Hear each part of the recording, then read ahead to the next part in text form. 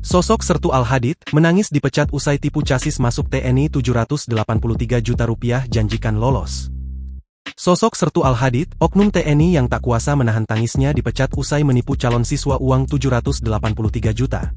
Diketahui, Sertu Al-Hadid merupakan seorang atlet pencaksilat yang berprestasi. Sebelum bertugas di Kodam 1 BB, Sertu Al-Hadid pernah berdinas di Yonif 122 Pematang Siantar.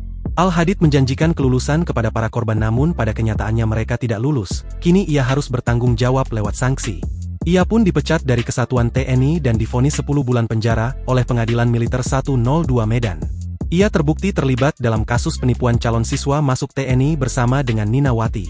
Korban penipuan ini mengalami kerugian dengan total Rp783 juta. Terdakwa melakukan penipuan dalam rekrutmen TNI, dia menjanjikan kelulusan kepada calon siswa TNI, ujar juru bicara Pengadilan Militer Medan, Kapten Slamet Widodo saat diwawancarai usai persidangan, Jumat 13 Juni 2025. Namun faktanya para korban tidak lulus dan total kerugian dari beberapa korban mencapai Rp783 juta, tambah dia. Seusai mendengar pemecatannya, Sertu Al-Hadid menangis terisak. Majelis hakim pun menasehatinya agar tidak melakukan hal serupa di masa depan.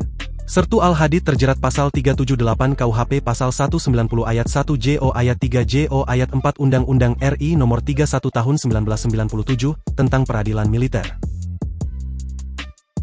Download Tribun X sekarang, menghadirkan lokal menjadi Indonesia.